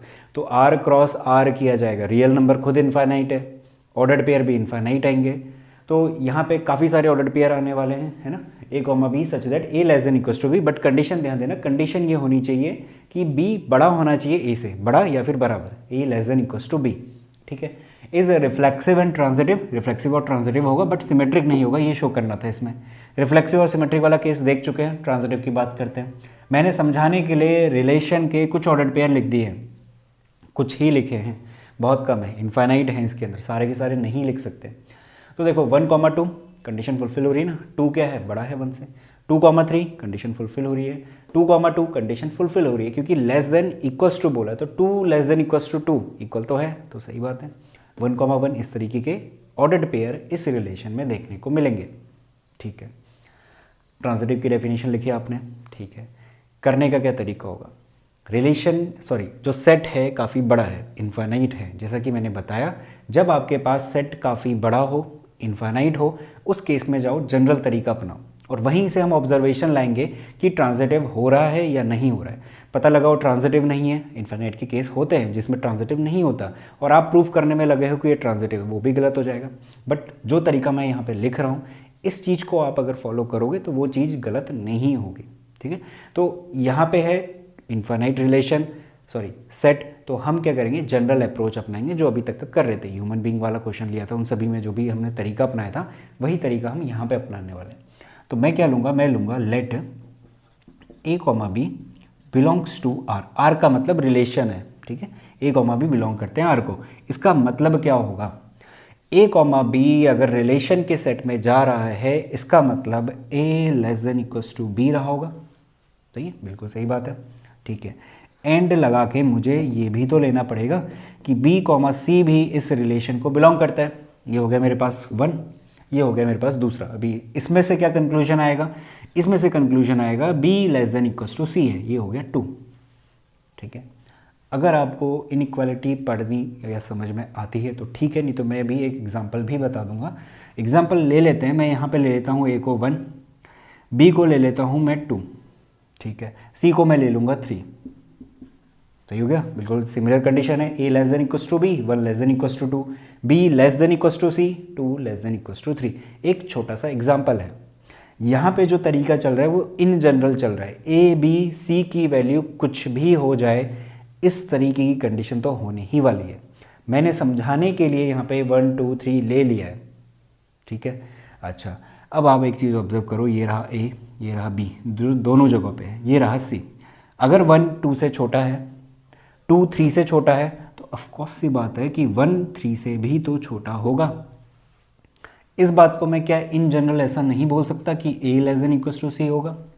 आप सिंपल यहाँ से भी कंक्लूड कर सकते हो। यहाँ से आप क्या लिखोगे, वो तो हो गया एग्जाम्पल, ऑब्जर्व कर लिया हमने एग्जाम्पल से ये ऑब्जर्व कर लिया कि ये ट्रांजिटिव हो रहा है। अब हमें इस बात को लिखना है, और वो भी किस तरीके से, जनरल वे में। और सिंपल सा आपको कुछ नहीं करना है, ये जो इनइक्वालिटी है अगर आपको रीड करनी आती है तो इसका ये मतलब है कि ए बी से छोटा है और बी सी से भी छोटा है। इसका मतलब ऑब्वियस सी बात है ए सी से छोटा होगा ही होगा, सिंपल सी मैथ्स है। तो हम यहाँ पे लिखेंगे from 1 and 2 A is less than equals to C. 1 और 2 से ही तो हमें कंक्लूजन मिल रहा है, तो उसका हमें लिखना पड़ेगा फ्रॉम 1 एंड 2। ये कंक्लूड कहाँ से हो रहा है, 1 और 2 से। अगर ये नहीं लिखोगे ये भी नहीं लिख सकते। तो from 1 and 2 A less than equals to C, it implies A comma C belongs to R. इसका यही तो मतलब आया कि ए कॉमा सी टाइप का ऑर्डर्ड पेयर रिलेशन में ज़रूर होगा, तभी तो A less than equals to C मिल रहा है हमें। तो हम कहाँ पे थे, हम थे ए कॉमा बी रिलेशन में था, एंड बी कॉमा सी भी रिलेशन में था। कहाँ पहुँच गए, ए कॉमा सी भी इस रिलेशन में है। तो ये हो गया इन जनरल तरीका क्या दिखाने का, ट्रांजिटिव दिखाने का। ठीक है, तो इस तरीके से हमें क्वेश्चंस यहाँ पे अटेम्प्ट करने हैं, तो इसे नोट करो। इसके बाद हम दूसरा क्वेश्चन देखते हैं। तो क्वेश्चन नंबर 6 देखते हैं। क्वेश्चन नंबर 6 है show that relation in set this given by R is equal to this is a symmetric but neither reflexive nor transitive. हमें ये शो करना है कि ये ट्रांजिटिव नहीं होने वाला। सिंपल सा सेट है हमारे पास, इतना छोटा सा सेट है, रिलेशन इसने ऑलरेडी दे दिया है। सॉल्यूशन शुरू करेंगे, we have R is equal to this, transitive की आपने डेफिनेशन लिख दी। सिंपल आप इसको चेक कर लो, क्या इन 3 कंडीशन है ट्रांजिटिव है या नहीं। यहाँ पे जनरल अप्रोच थोड़ी रखेंगे हम, है ना। तो 1,2 है, ठीक है, 2,1 है, ठीक है, यानी कि आपके पास A1, A2 मिल गया, A2, A3 भी मिल गया। अब आपके लिए ज़रूरी है कि 1,1 इस रिलेशन में हो, है क्या, नहीं है। नहीं है तो हम कहेंगे ये ट्रांजिटिव नहीं होगा। क्या लिखेंगे इसमें, हम यहाँ पे लिखेंगे here in R we have 1,2 belongs to R and 2,1 belongs to R but 1,1 does not belongs to R, hence R is not transitive। Simple सा क्वेश्चन है, हमें सिंपल एक काउंटर एग्जांपल देना था जो कि मिल गया। ठीक है, इस चीज़ को नोट करो। इसके बाद नेक्स्ट क्वेश्चन देखते हैं। ये क्वेश्चन हम ऑलरेडी कर चुके हैं जहाँ पे हमने रिफ्लेक्सिव और सिमेट्रिक करा हुआ था। आज हम ट्रांजिटिव करेंगे। अगर हमने रिफ्लेक्सिव सिमेट्रिक कर चुके हैं और ट्रांजिटिव अभी कर दिया तो वो रिलेशन क्या बन जाएगा, इक्विवेलेंस रिलेशन, जो भी इसमें गिवन है। तो क्वेश्चन देखते हैं। क्वेश्चन है show that the relation R in set A of all books in a library of a college. Set समझना काफ़ी इंपॉर्टेंट है और ये मैं ऑलरेडी बता चुका हूँ कि ये एक बुक का सेट है जो कि किसी लाइब्रेरी में पड़ी हुई है कॉलेज की। तो B1, B2, B3 इस तरीके से नाम दे दिया। ठीक है, given by R is equal to x comma y such that x and y have same number of pages. Same number of pages होने चाहिए। अब इसको करने के लिए यानी कि ट्रांजिटिव हमें करना है, जिसकी डेफिनेशन हम यहाँ पे लिखेंगे।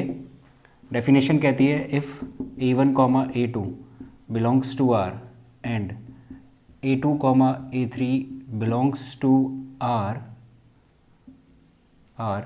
then A1, A3 बिलोंग करना चाहिए R को। तो ये हमने डेफिनेशन लिख दी।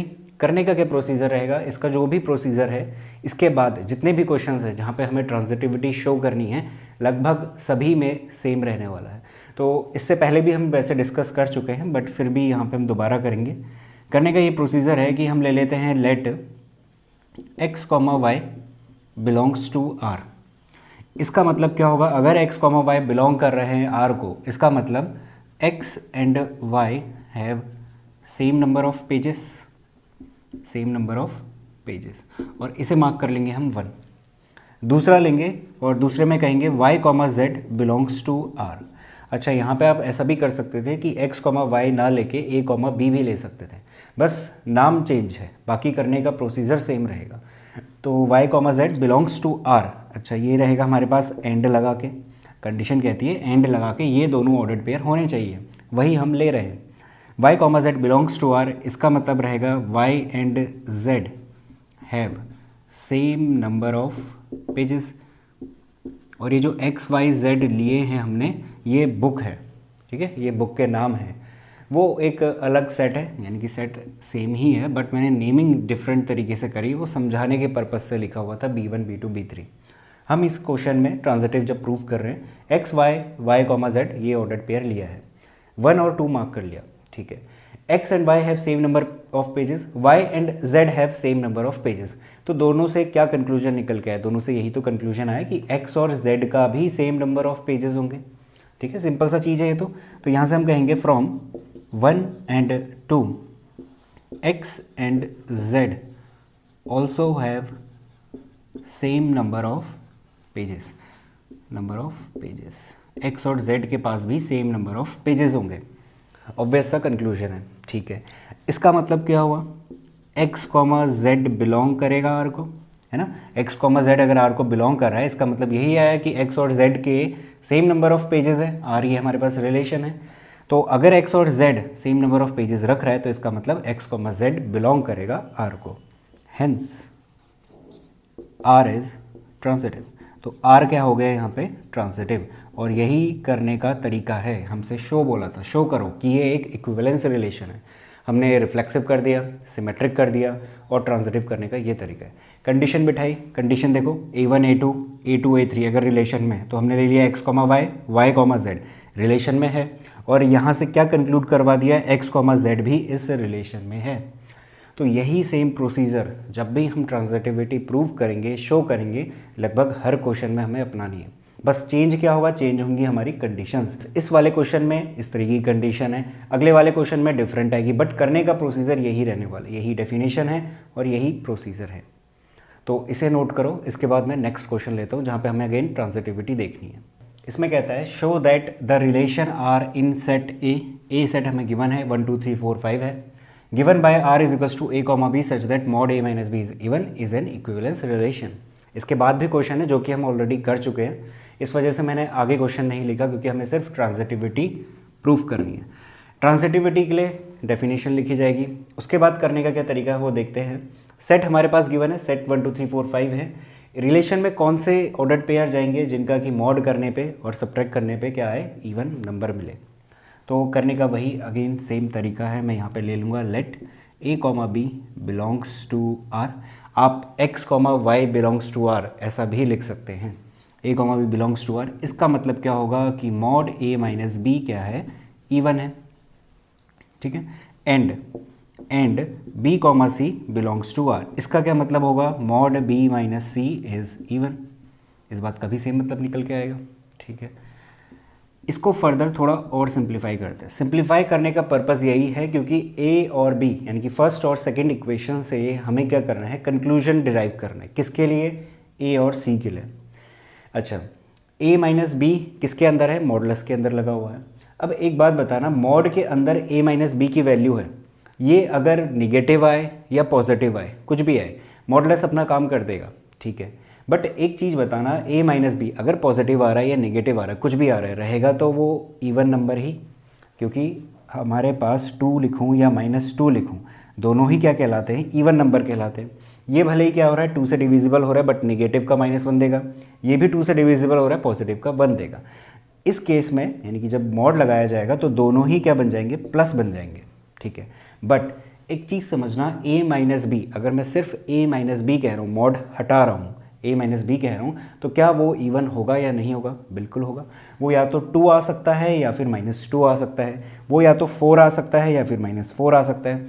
प्लस का तो तब बनेगा जब मॉड लगेगा। मैं यहाँ से मॉड हटाना चाह रहा हूँ, मॉड हटाने के लिए क्या मैं यहाँ से ये बात कह सकता हूँ, implies a minus b is even, बिल्कुल कही जा सकती है।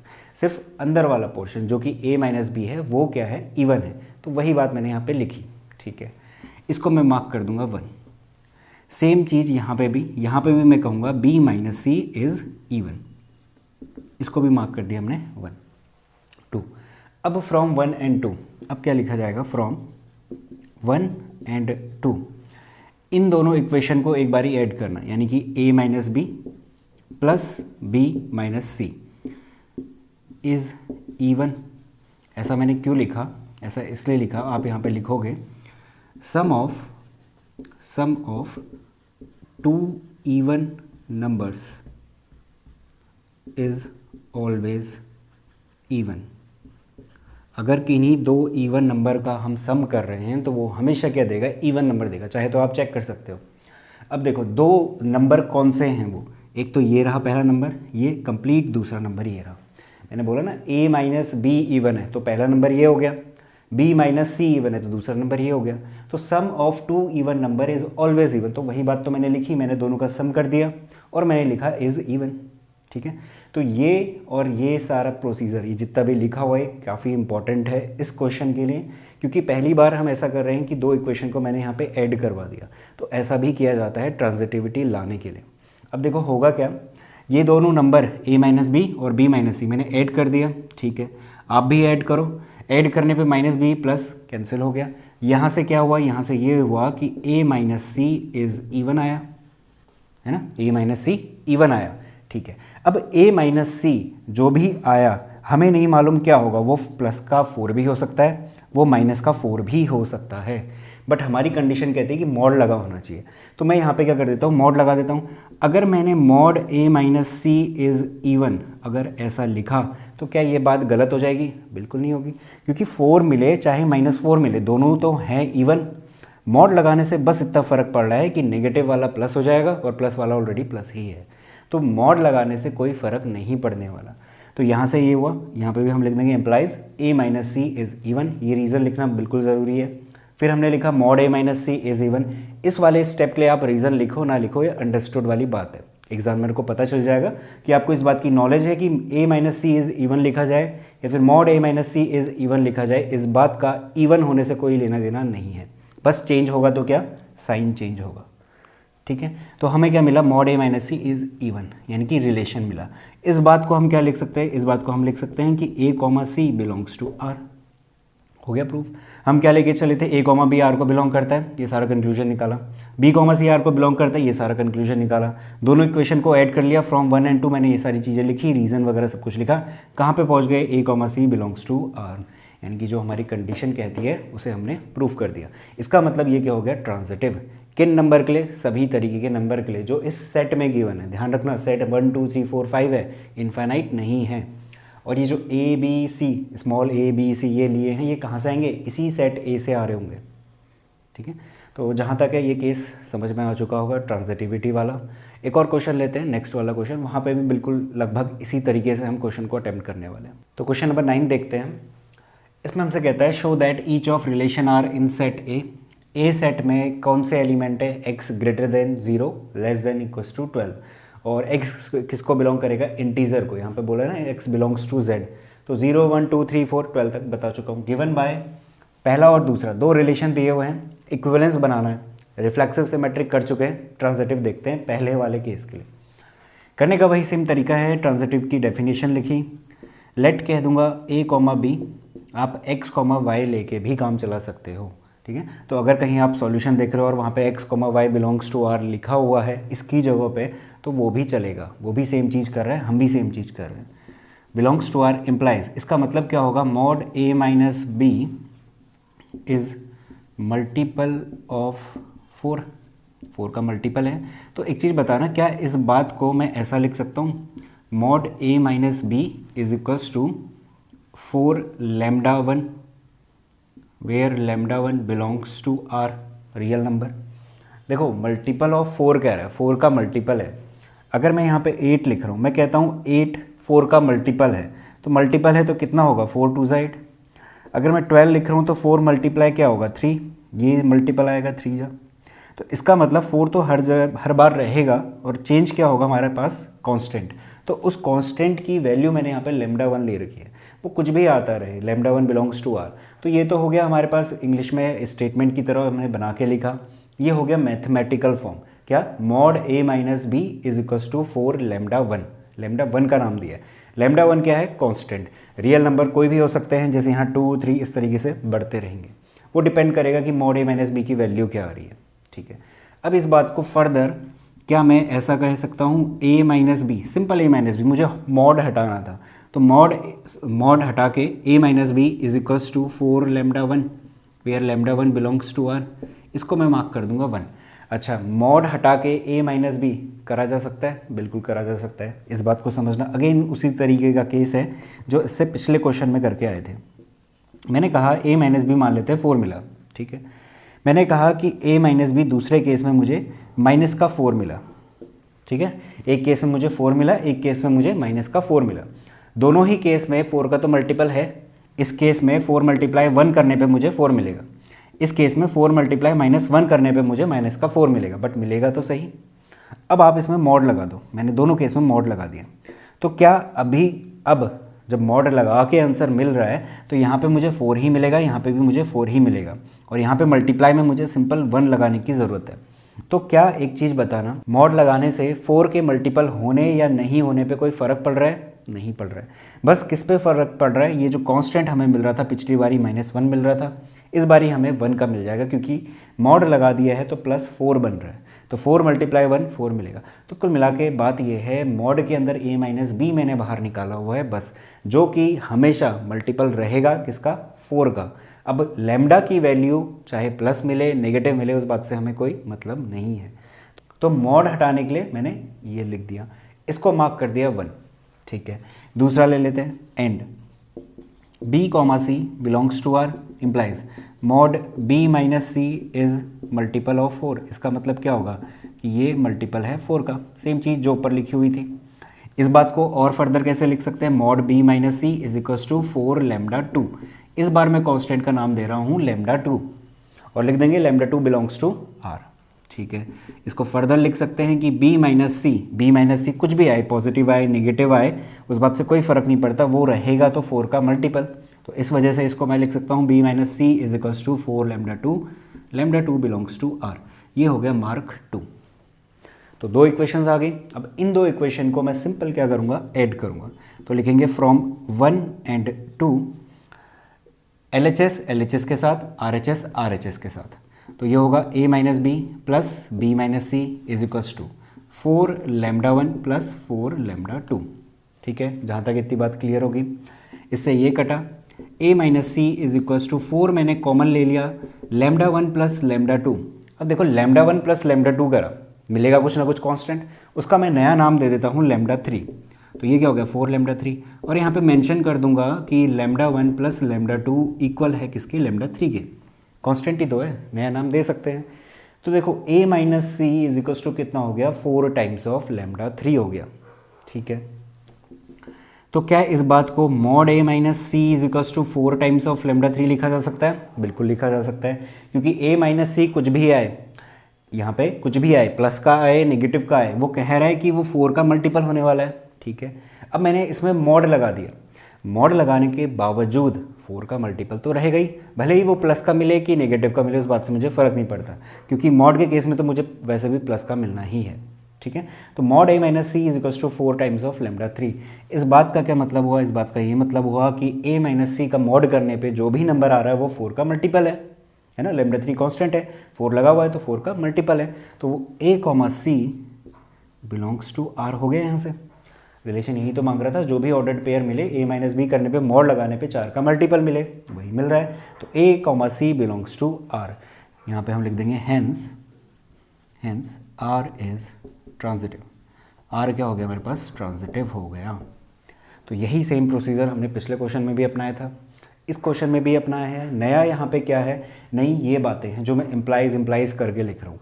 अभी जब आप नया इसको सीख रहे हो तो हो सकता है थोड़ा कॉम्प्लिकेटेड लगे कि ऐसा कंक्लूजन कैसे निकाले। वैसे तो मैं एक्सप्लेन कर रहा हूँ, समझ में आ चुका होगा, बट पहली बार अगर आप कर रहे हो तो प्रॉब्लम होती है। दूसरी तीसरी बार जब सेम क्वेश्चन आप बार बार करने लगोगे, हर क्वेश्चन में लगभग इसी तरीके का हमारे पास प्रोसीजर रहेगा, तो चीज़ें आसान बन जाएगी।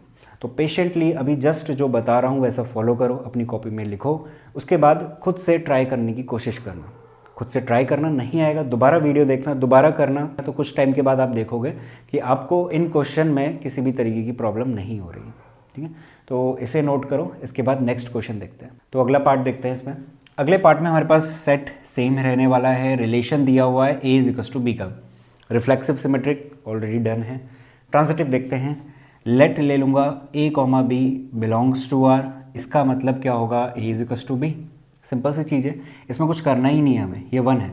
अच्छा, a is equals to b, यही तो हमारी पास कंडीशन है, तो वही मैंने लिख दी, सिंपल सी चीज़ें, ठीक है। एंड अगर मैं यहाँ पे लिख रहा हूँ b comma C belongs to r, इसका मतलब क्या होगा, b is equals to c. ये दूसरी इक्वेशन आ गई।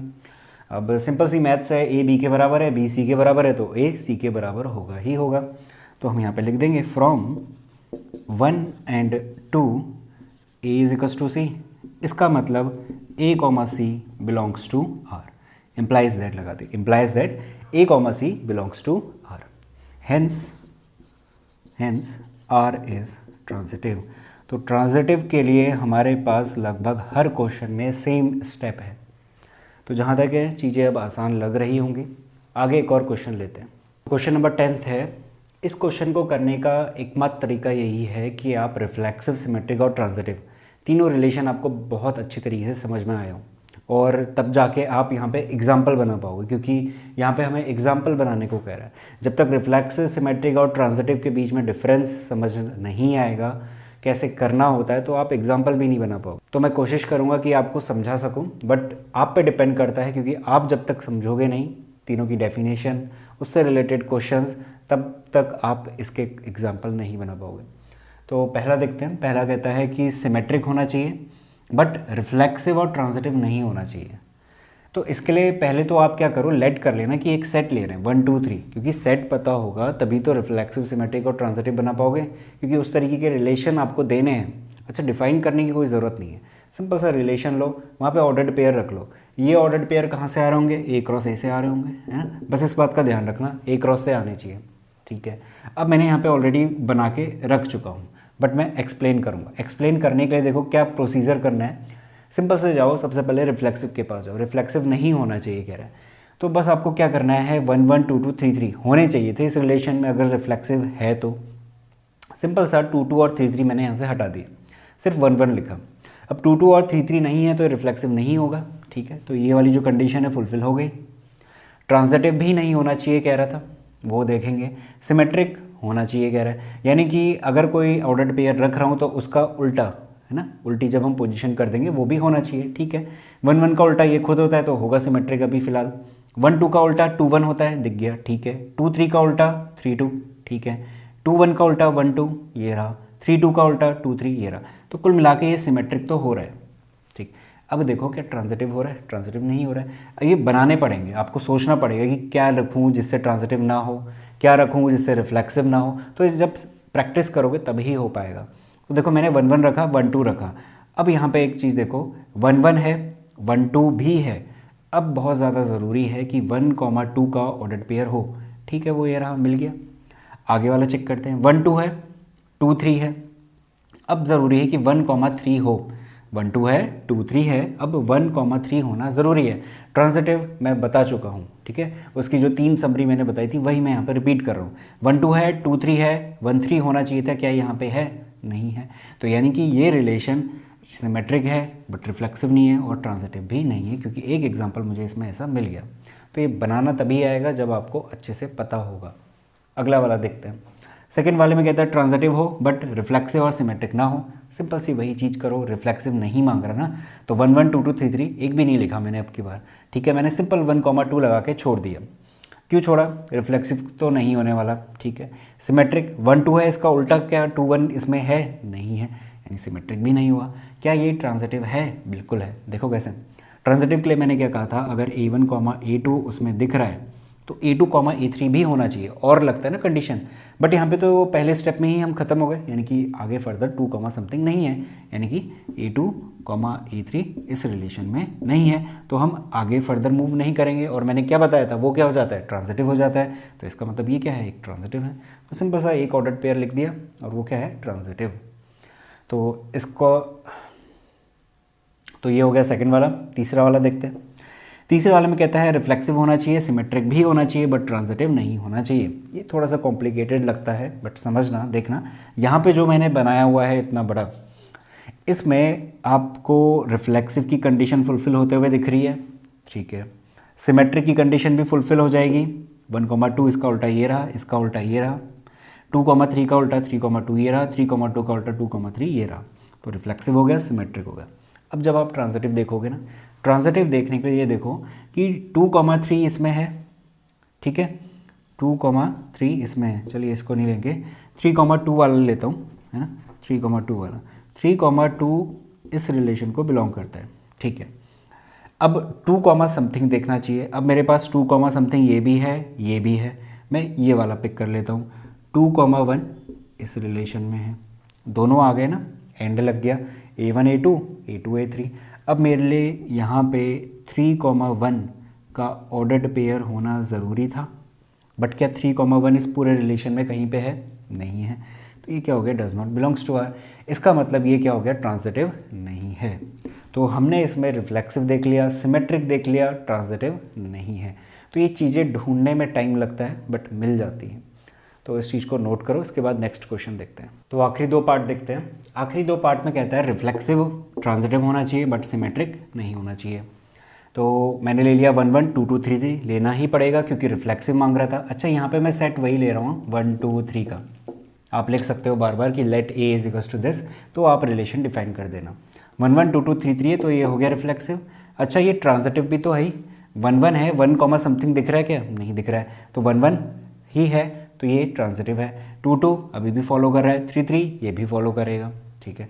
तो इस केस तक तो ट्रांजिटिव बन रहा है। आखिरी वाला भी देख लेते हैं एक बारी। 2 कॉमा 1 है, 1 कॉमा समथिंग चाहिए, ठीक है, मिल गया 1 कॉमा 1 है ना, हमारे पास 2 कॉमा 1 है और 1 कॉमा समथिंग चाहिए था, वो भी मिल गया। तो अब 2 कॉमा 1 होना चाहिए था, वो तो ऑलरेडी है, तो इसका मतलब लास्ट वाला भी ट्रांजिटिव की कंडीशन फुलफिल कर रहा है। तो कुल मिला के ये रिफ्लेक्सिव और ट्रांजिटिव दोनों तो बन रहे हैं। ट्रांजिटिव के लिए एक चीज़ मैंने छोड़ दी, क्या? 2 कॉमा 1 लिखा, 1 कॉमा 2 नहीं लिखा, तो हो गया सिमेट्रिक नहीं है। तो यानी कि रिफ्लेक्सिव ट्रांजिटिव हो गया बट सिमेट्रिक नहीं है, तो ये हमारे पास रिलेशन मिल गया, ठीक है। अगला वाला देखते हैं। आखिरी वाला है सिमेट्रिक और ट्रांजिटिव हो बट रिफ्लेक्सिव ना हो। ये तो और भी आसान है, सिंपल सा कह लो 2 2 लो और 3 3 लो। 1 कॉमा 1 हटा दिया, जैसे ही 1 कॉमा 1 हटाया रिफ्लेक्सिव नहीं होगा, ठीक है। सिमेट्रिक होगा क्या? हाँ, 2 कॉमा 2 का उल्टा यही होता है, 3 कॉमा 3 का उल्टा यही होता है। ट्रांजिटिव होगा, बिल्कुल होगा। 2 कॉमा 2 है, 2 कॉमा समथिंग मिल रहा है, नहीं मिल रहा है, तो ट्रांजिटिव की कंडीशन फुलफिल कर रहा है, ये भी कर रहा है, तो सिमेट्रिक और ट्रांजिटिव दोनों हो गया बट रिफ्लेक्सिव नहीं है। तो ये सिंपल से एग्जाम्पल बनाने थे हमें, ठीक है, जो कि हम देख चुके हैं, तो इसे नोट करो। इसके बाद नेक्स्ट क्वेश्चन देखते हैं। तो 11th क्वेश्चन देखते हैं। 11th क्वेश्चन हमसे कहता है show that relation R in set A of points in a plane given by R is equals to P comma Q, distance of point free from P from origin is same as distance of Q from origin is an equivalence relation। इसके बाद भी question है वो मैं already बता चुका हूँ, जिसमें हमारे पास सर्कल बन रहा था। तो ये एक ऐसा क्वेश्चन है ना, इसके बाद जितने भी क्वेश्चन होते हैं लगभग एनसीईआरटी में, वो थोड़ा विजुअलाइज करने वाले, यानी कि आपको सामने दिख जाएगा कि ये बोलना क्या चाह रहे हैं। तो पहले मैं वही बना देता हूँ। यहाँ पे हमारे पास क्या दिया था, सेट जो दिया था उसमें क्या है, प्लेन में रहने वाले जितने पॉइंट्स हैं वो सारे के सारे, ठीक है। फिर इसने बोला कि ए क्रॉस ए करने के बाद ए में सारे पॉइंट्स हैं, ए क्रॉस ए करोगे फिर से ऑर्डर्ड पेयर मिलेंगे, उन सभी में क्या होंगे, आपके पॉइंट्स होंगे। तो मैं मान लेता हूँ कि P comma Q, P comma P, Q comma Q, R, इस तरीके के इनफाइनाइट हमारे पास ए क्रॉस ए में ऑर्डर्ड पेयर आने वाले, ऑलरेडी मैं बता चुका हूँ। तो distance of point P from origin, इस बात का क्या मतलब है, मान लो मैंने पी और क्यू ले लिया कि पी और क्यू इस रिलेशन में है, तो पी और क्यू अगर इस रिलेशन में है तो जो पॉइंट पी की दूरी है ओरिजिन से और पॉइंट क्यू की दूरी है ओरिजिन से, वो दोनों की दोनों क्या होंगी, बराबर होंगी। ये बात ये रिलेशन कहता है। अगर इस रिलेशन को मैं समराइज़ करूँ ना, किसमें, मैथमेटिकली अगर मैं इसको समराइज़ करूँ, जो भी ये स्टेटमेंट लिखी है ये बस इतना कह रहा है O P is equals to O Q है, O P is equals to O Q है, तो वहाँ पे हमें दिख गया O P is equals to O Q. तो इस तरीके के पॉइंट्स इस रिलेशन में जाने वाले हैं, ठीक है। क्वेश्चन सॉल्व करते हैं। ट्रांजिटिव की जो कंडीशन है पहले वो लगा देता हूँ मैं, कंप्लीट आंसर निकाल लेते हैं, उसके बाद ट्रांजिटिविटी क्या कहती है उस बात को भी हम विजुअलाइज कर लेंगे। तो लेट कह लेता हूँ कि P comma Q belongs to R है, तो कुछ और लेना पड़ेगा क्योंकि फिर आर जचेगा नहीं। मैं ले लेता हूँ P1 कॉमा P2, ठीक है, पॉइंट्स ही हैं, हम नेम चेंज कर सकते हैं। P1 कॉमा P2 रिलेशन में हमसे P कॉमा Q के टर्म्स में बात कर रहे हैं, तो उस बात से फ़र्क नहीं पड़ता, हम P1 कॉमा P2 लेते हैं। इसका मतलब क्या होगा, इट इम्प्लाइज, ये जो सिंपल सी बात है इसको लिख दो, क्या है, distance of P1, distance of P1 from origin is same as distance of point P2 from origin, ठीक है। यहाँ पे भी मैं चेंज कर रहा हूँ, P1 कह देता हूँ, P2 कह देता हूँ, OP1 is equals to OP2। यहाँ पे भी Q को हटा के मैं P1 नाम दे रहा हूँ, सॉरी P2, और ये P1। तो बात वही है, यहाँ से इसको और फर्दर लिखना है तो मैं ये लिख सकता हूँ mathematically OP1 is equals to रहेगा OP2 के बराबर। यहाँ पे उसने स्टेटमेंट की फॉर्म में दिया, यहाँ पे मैंने मैथमेटिकली लिख लिया, ठीक है। इसी को मैं 1 मार्क कर देता हूँ। थोड़ा अगर सिंप्लीफाइड फॉर्म में लिखें तो कंक्लूजन निकालने में आसानी रहेगी, इस वजह से लिखा है, ठीक है। एंड लगा के मैं कहता हूँ कि P2 कॉमा P3 भी इस रिलेशन में है। इसका मतलब क्या होगा, इसका मतलब ये होगा distance of P2 from origin, ये सारी लाइन यहीं से लिखनी है रिलेशन से, from origin is same as distance of P1 from origin, sorry यहाँ पे हम पॉइंट P3 लेके चले थे, P3 फ्रॉम ओरिजिन। तो ये हमारी रिलेशन जो है वो कहते हैं, ठीक है। तो इसको अगर सिंप्लीफाई फॉर्म में और लिखूँ तो यही तो है, OP2 इक्वल रहेगा OP3 के। एक और P3 बना देता हूँ मैं यहाँ पे, ये रहा P3। तो ये कहना चाह रहा है कि distance of P2 from origin is same as distance of P3 from origin. इस बात को मैं OP2 is equals to OP3 लिख सकते हैं, बिल्कुल लिख सकते हैं। तो 1 और 2 आ गया। अब देखो सिंपल सी बात है, OP1 बराबर है OP2 के, OP2 बराबर है OP3 के, इसका मतलब OP1 बराबर रहेगा OP3 के। तो इसी बात को लिखने के लिए मैंने यहाँ से चीज़ें हटा दी, वो काम की भी नहीं थी। काम का हमारे पास इतना चीज़ है, ट्रांजिटिव की डेफिनेशन आप खुद लिख सकते हो। तो यहाँ से हम लिखेंगे from 1 and 2 OP1 is equals to कितना, OP3, सही है। इसको फर्दर लिख सकते हो, इट इम्प्लाइज क्या, distance of P1 from origin is same as distance of point P3 from origin. तो वही चीज़ें लिखी हैं जो रिलेशन में हमसे बोल रहा है, उसी रिलेशन को कंप्लीट मैंने यहाँ पे दोबारा लिखा हुआ है। इसका मतलब P1, P3 बिलोंग करने वाला है रिलेशन R को। तो वही सारे स्टेप हैं, वही करने का तरीका है, सिंपल सा जो रिलेशन कहता है वही करते जाओ। और इस बात को मैंने यहाँ पे आपको विजुअलाइज भी करवा दिया।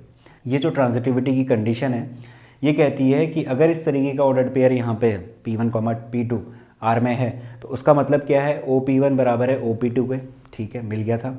फिर ये कहता है कि P2, P3 अगर इस रिलेशन में है, यानी इस तरीके का ऑर्डर्ड पेयर इस रिलेशन में है, तो OP2 बराबर रहने वाला है OP3 के। तो मिल गया था हमें OP2 बराबर रहने वाला OP3 के। अब इन दोनों से हमने क्या कंक्लूजन निकाला, OP2 दोनों कॉमन है तो OP1 बराबर रहेगा OP3 के। इसका क्या मतलब हुआ, ये है ना, OP1 बराबर है OP3 के। इसका क्या मतलब हुआ, distance of P1 from origin is same as distance of P3 from origin. इस बात को ऐसा लिखा जा सकता है क्योंकि ऑर्डर्ड पेयर क्या है, इस रिलेशन में है, तभी जाके हम ऐसा लिख पा रहे हैं। तो इसका मतलब P1, P3 belongs to R, hence R is transitive. तो हमने ये प्रूव कर दिया कि ये क्या है, एक ट्रांजिटिव रिलेशन भी है। तो कंप्लीट क्या हो गया, ये इक्विवेलेंस रिलेशन हो गया। इस बात को मैंने यहाँ पे विजुलाइज भी करा दिया। चाहे तो आप फेयर में भी उतार सकते हैं, ठीक है, ये भी हमारे बहुत काम का है। तो इसे नोट करो, इसके बाद नेक्स्ट क्वेश्चन करते हैं। 12th है, यहाँ पे भी हमें इक्विवेलेंस रिलेशन ही शो करना था। तो रिफ्लेक्सिव सिमेट्रिक ऑलरेडी डन है। ट्रांजिटिव देखते हैं। ट्रांजिटिव की डेफिनेशन आपको मालूम है, तो आप ट्रांजिटिव की डेफिनेशन लिखेंगे। मैं सिंपल क्वेश्चन शुरू करता हूँ, सॉल्यूशन। क्वेश्चन कहता है कि सेट ए है जिसमें सभी तरीके के ट्रायंगल्स हैं, all triangles in a plane. Relation कहता है कि इस तरीके के ऑर्डर्ड पेयर लो जिसमें दोनों पोजीशन पे ऐसे ट्रायंगल बैठे हों जो कि क्या हैं, सिमिलर हैं, ठीक है, ये भी हम समझ चुके थे। सिंपल हमें ट्रांजिटिव की जो कंडीशंस हैं वो लेते हुए चलना है और इसे हम प्रूव करेंगे कि ये ट्रांजिटिव है। तो मैं लूँगा late T1, T2 belongs to R। अच्छा, T1, T2 कहाँ से आ रहे हैं, इसी सेट ए से आ रहे हैं। डिफरेंट काइंड्स ऑफ ट्रायंगल्स हैं ना यहाँ पे, तो वही ले लिया, late T1, T2 belongs to R। इसका मतलब क्या हुआ, T1 is similar to T2, है ना। रिलेशन में तभी गया होगा जब ये कंडीशन फुलफिल कर रहा होगा, तो इसे मार्क कर देंगे 1, सिमिलर है। एंड लेना पड़ेगा, and T2, T3 belongs to R, ठीक है। तो यहाँ से भी कंक्लूजन आएगा कि T2 is similar to T3। बिना इसके तो ये रिलेशन में जा नहीं सकता ना, T2 और T3 के सिमिलर होगा तभी तो गया होगा, तो एंड लगाया हुआ मैंने। अच्छा ठीक है, ये दोनों जा रहे हैं। अब यहाँ से कंक्लूजन निकालो, फ्रॉम 1 एंड 2 सिंपल सी चीज़ है, T1 T2 के सिमिलर है, T2 T3 के सिमिलर है, तो इसका मतलब T1 और T3 भी तो सिमिलर होंगे। तो यहाँ से आप लिख सकते हो simply from 1 and 2 T1 and T3 are also similar. ये दोनों भी क्या हैं, सिमिलर हैं। It implies T1, T3 belongs to R, hence R is transitive.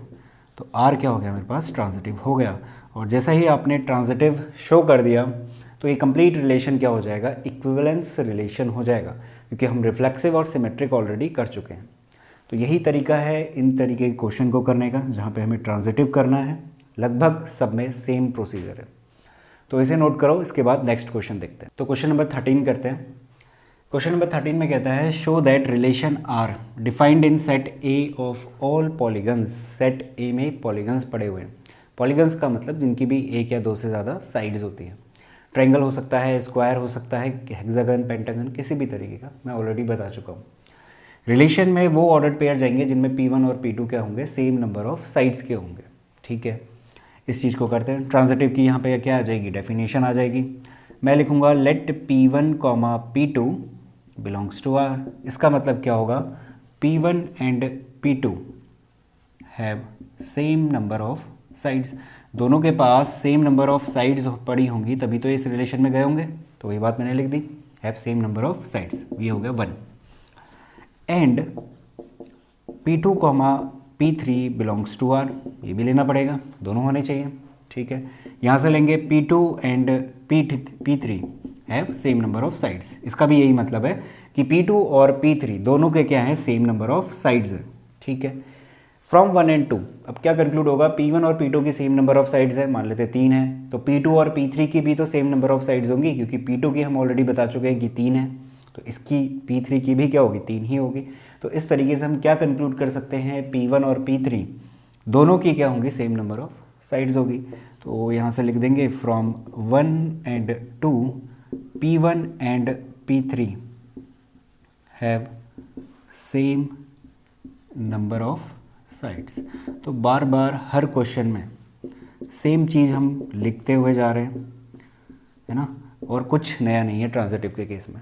तो हम कह देंगे implies P1, P3 belongs to R, hence R is reflexive, sorry transitive. R क्या हो जाएगा हमारे पास, ट्रांजिटिव हो जाएगा। तो इस चीज़ को नोट करो। इसके बाद हम नेक्स्ट क्वेश्चन देखते हैं। क्वेश्चन शुरू करने से पहले मैं एक चीज़ कहना चाहता हूँ कि अगर आपको इस वाले लेक्चर में, जैसे कि मैंने इनको डिवाइड करा हुआ है, पिछले लेक्चर्स में मैंने रिफ्लेक्सिव और सिमेट्रिक बताया था, इस वाले में मैं पर्टिकुलर ट्रांजिटिव बता रहा हूँ, और लेक्चर काफ़ी लंबे भी हो रहे हैं जिसमें मैंने क्वेश्चन एक्सप्लेन किया हुआ है। कॉन्सेप्ट तो इतने लंबे नहीं है, बट क्वेश्चन समझाने में बहुत टाइम निकल जा रहा है। तो एक 1-1.5 घंटे के भी वीडियो हैं जिसमें लेक्चर है पर्टिकुलर क्वेश्चन के ऊपर।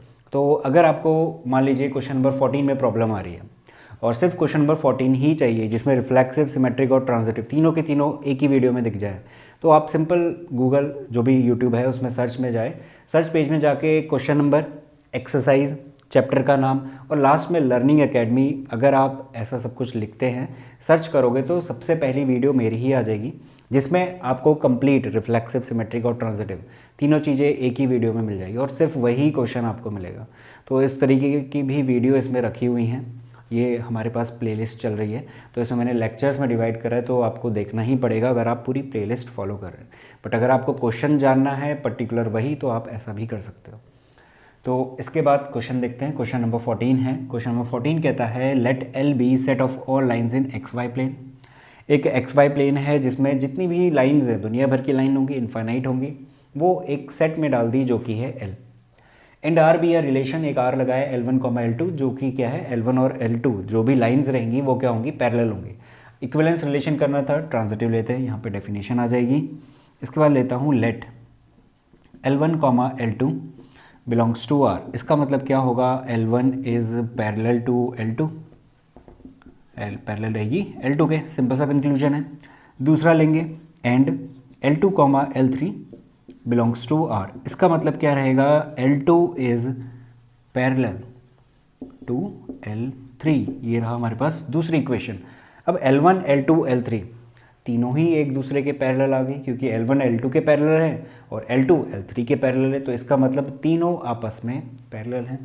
तो हम यहाँ पे सिंपल कंक्लूजन निकाल सकते हैं from 1 and 2 L1 is parallel to L3। इसका मतलब implies that L1, L3 belong करेगा R को, R यानी कि रिलेशन। हेंस यहाँ पे लिखेंगे हेंस R इज ट्रांजिटिव। तो R क्या हो गया हमारे पास, ट्रांजिटिव भी हो गया। इसका मतलब इक्विवेलेंस रिलेशन हमने प्रूफ कर दिया, रिफ्लेक्सिव, सिमेट्रिक प्लस ट्रांजिटिव। तो इस चीज़ को नोट करो। इसके बाद नेक्स्ट क्वेश्चन देखते हैं। क्वेश्चन नंबर 15 देखते हैं। ये वाला क्वेश्चन हमने लेक्चर में छोड़ा हुआ था जब हम 1.1 के सॉल्यूशन शुरू कर रहे थे, क्योंकि यहाँ पे हमें ट्रांजिटिव भी चेक करना था इस वजह से। तो देखते हैं क्या कहता है। Let R be relation in set 1 2 3 4 given by, ये रिलेशन इसने हमें डायरेक्ट दे दिया, हमें जस्ट चूज़ करना है इन सब में क्या सही है, क्या ये इक्विवेलेंस रिलेशन है, सिमेट्रिक है, ट्रांजिटिव है बट रिफ्लेक्सिव नहीं है, इस तरीके से। तो उससे पहले तो सबसे पहले सबसे आसान कंडीशन कौन है, रिफ्लेक्सिव की है। रिफ्लेक्सिव की क्या कहती है, सेट में जितने भी एलिमेंट हैं उनका 1, 1, 2, 2, 3, 3, 4, 4 इस तरीके का रिलेशन में दिखना चाहिए। देखते हैं 2, 2 मिल गया, ठीक है, 1, 1 मिल गया, 4, 4 मिल गया, 3, 3 भी मिल गया। इसका मतलब इतनी बात तो गारंटीड है ये रिफ्लेक्सिव होने वाला है, ठीक है। ट्रांजिटिव थोड़ा सा टफ रहता है क्योंकि इतने सारे ऑर्डर्ड पेयर है, हर एक में चेक करना पड़ेगा हमें, मैंने सिखाया था किस तरीके से करना है, तो उसको थोड़ा साइड रखो। सिमेट्रिक देख लेते हैं। सिमेट्रिक लिए आपने पहला ऑर्डर्ड पेयर देखा 1, 2, अब आपके लिए 2, 1 इसमें होना चाहिए, कहीं पे दिख रहा है क्या, नहीं दिख रहा है। इसका मतलब ये सिमेट्रिक नहीं होने वाला, एक ही हमारे पास एग्जांपल काफ़ी है, ठीक है। अब बची बात किसकी, ट्रांजिटिव की। बट ट्रांजिटिव देखने से पहले इतना सोच लेना कि टाइम लगने वाला है। कब, ट्रांजिटिव जब हम देखेंगे। तो थोड़ा एक नज़र ऑप्शंस पे डाल लो, क्या पता वहीं से हम एलिमिनेट कर पाए। देखो इक्विवेलेंस रिलेशन तो ये होने वाला नहीं है क्योंकि ये सिमेट्रिक नहीं है ना, तो इसका मतलब ये ऑप्शन हट गया, ठीक है। ये कह रहा था कि रिफ्लेक्सिव नहीं है, ये कह रहा है ना सिमेट्रिक है, ट्रांजिटिव है बट रिफ्लेक्सिव नहीं है, बट रिफ्लेक्सिव तो आ रहा है, यानी कि ये ऑप्शन भी हट गया। पहले वाला देखो, ये कहता है रिफ्लेक्सिव है, सिमेट्रिक भी है बट ट्रांजिटिव नहीं है। अच्छा, ट्रांजिटिव हमें पता हो या ना पता हो, इतना तो पता है सिमेट्रिक नहीं होने वाला है, इसमें कह रहा है, तो ये ऑप्शन भी हो गया, हट गया। तो बचा क्या आखिरी, ये वाला, यानी कि ये रिफ्लेक्सिव है, ट्रांजिटिव होगा, हमने निकाला नहीं है, चेक नहीं करा, हमें टाइम वेस्ट क्यों करें, हमारे पास ऑप्शंस दिए हुए हैं तो हम उसी से एलिमिनेट करेंगे। ट्रांजिटिव है बट सिमेट्रिक नहीं है, हाँ हमें पता था कि ये सिमेट्रिक नहीं है, तो हो गया यहाँ से, तो इसका मतलब ऑप्शन बी इज़ करेक्ट। तो ये तरीका होता है एमसीक्यू को करने का, जिसमें हम क्या करते हैं, एलिमिनेट करते हैं ऑप्शंस को, ठीक है। तो इस चीज़ को नोट करो, नोट क्या करना है, जस्ट टिक मारना है सिंपल सा। जहाँ तक है जितने भी क्वेश्चंस मैंने बताए हैं, ये एंड हो रहा है लेक्चर नंबर 8। जितने भी क्वेश्चंस हमने एक्सरसाइज 1.1 के उठाए, कॉन्सेप्ट हमने जाना, पूरा का पूरा कंप्लीट आपको अच्छी तरीके से समझ में आ चुका होगा, क्योंकि इससे क्वेश्चन बनते हैं पेपर में। तो मिलते हैं नेक्स्ट लेक्चर में जहाँ पे हम फंक्शन शुरू करने वाले हैं।